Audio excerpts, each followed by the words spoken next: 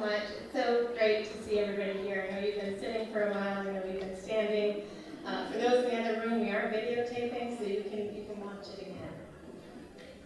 There's a few extra thank yous that I'd like to say tonight. I'd like to thank Harry On, an artist in our community. He's not with us this evening, but his beautiful portrait of Richard showed up yesterday at 4 o'clock. I'll stand with this story.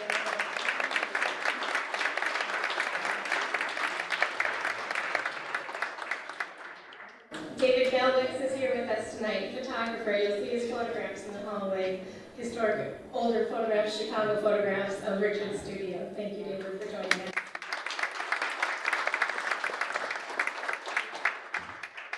Somewhere in this building, as he has been since 1995, is Jesus Lopez.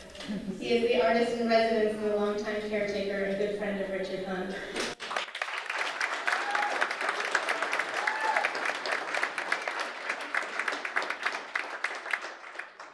Jesus gifted to the Hunt studio his hologram of Richard that he made in 1995. If you haven't seen it, it's in the studio space. There's a black curtain you go through. You can see his beautiful portrait of Richard, and it will move hauntingly with you as you walk through the space.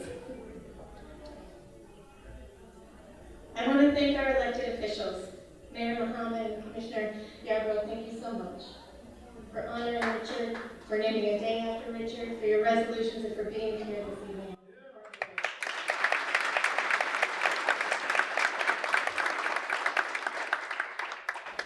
And I want to thank my adopted art brothers, Eric and Isaac, for being here. They're fantastic.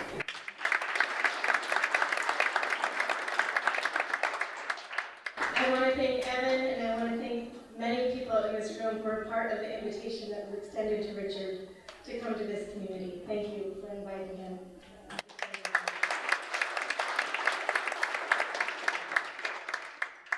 I think that this event, this happening, this moment right now is a really great testament that art matters, that artists matter, and that community makes a difference.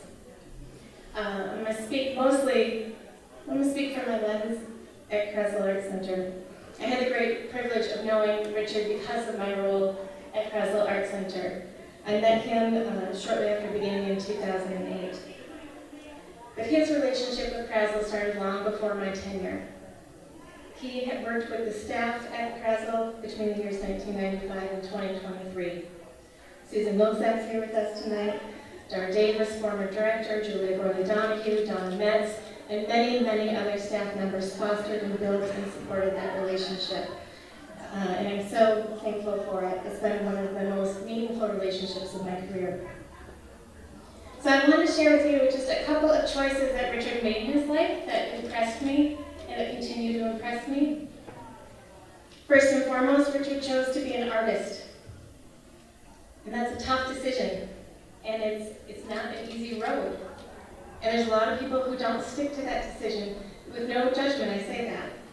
But he had the determination, he had the focus, and he had the pragmatism. As Eric talked about, one end of the studio he's in work clothes, by the other end he's in a tux going to the event. He knew what it was to be an artist, and he gave generously of his time and generously of his talent.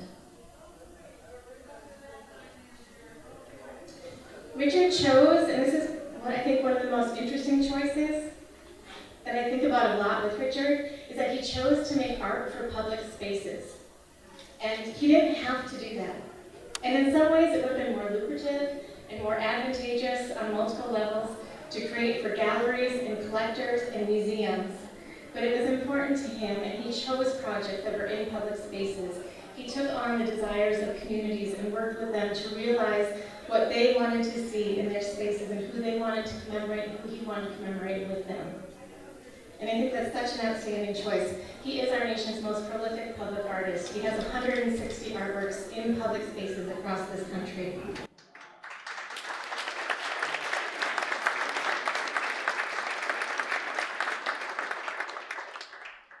Another choice that Richard made was he chose to accept the gift of this studio space in Benton Harbor. A gift was extended to him, an offer was made to him, and he accepted it. He has a beautiful studio in Chicago. we're all envious of it. We're all enamored of it. It's fascinating. And I call this his Martha's Vineyard in Rust Belt, America. This is where he came on the weekends. We're in his back cave. He could pull his car in and shut that door, and he chose whether he opened it up to talk to Mamie and her husband, or whether he didn't care and didn't let anybody know he was around. But this was his space, and he took that gift, and he became part of our community as part of it. And what you might not know is that he did work on small wax models here in a back room. He would review contracts for projects that he was working on. He would arrange and sort and just spend time with his collections of books and African art and his own artworks. And he quietly hosted curators and collectors from around the world that he brought to Benton Harbor to see this space. He would show them his favorite restaurants and bring them to his favorite spots in the community. And the last choice that I think is fascinating about Richard is that he chose to give this studio to the Krasl Art Center. He very humbly, very simply, wanted that gift to continue. He asked, as you heard from the resolutions, that it be an art resource for the community of Benton Harbor. We had to ask him if we could keep his name on the building. And he humbly agreed, but it was about continuing that gift and moving it forward. I think in a lot of ways that I have not admitted that Richard's gone, I prefer to say our relationship has changed. And I'm glad I got through that without crying, thank you. I am so excited to see the scholarship that comes forward on Richard Hunt. His archives with the Getty in LA, and that means that artists and scholars can now access all his papers, and they can study Richard Hunt, and they can create new artworks and new projects and new scholarship around him.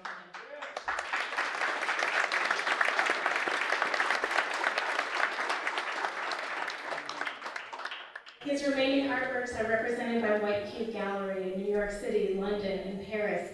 Richard is having a show right now in New York City, and next year he has a show in London and then in Paris. His work is getting out into the world in a way that it hasn't before. If you open up Art Forum last month, 3 pages in, you saw an early sculpture by Richard Hunt. This is an international magazine. You open up Art Forum, 3 pages in, full page ad, and that sculpture had been in this space for the last 20 plus years, and now it's out in the world for everybody to see.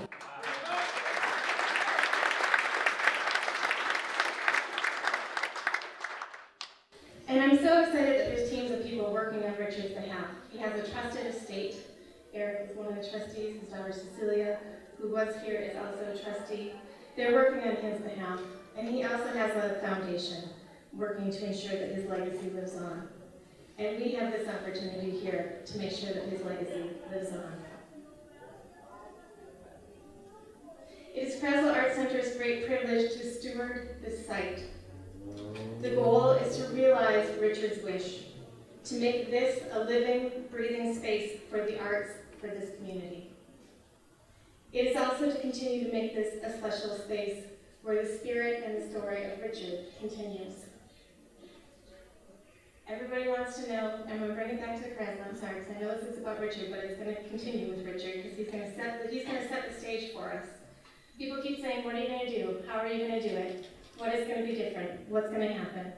And I don't have the specifics that everybody wants, but let's just go back to those 4 choices and stick to them as our guiding principles. Let's make this a space where artists can be artists. Yes.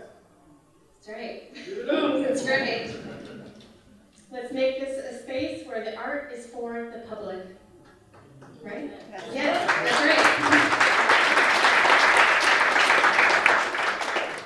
Let's accept this gift that has been given to us, and then let's not hold it exclusively for ourselves, but share it.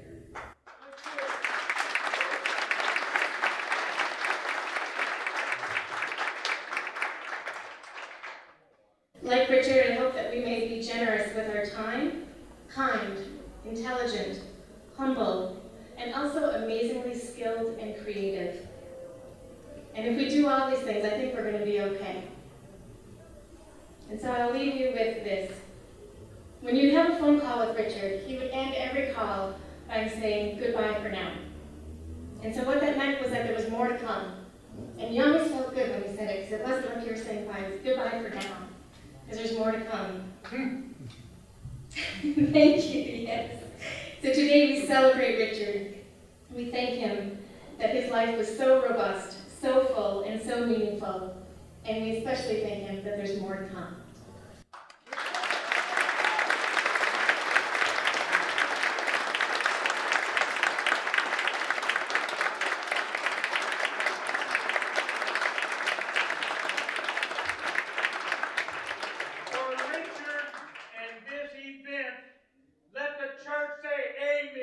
Amen.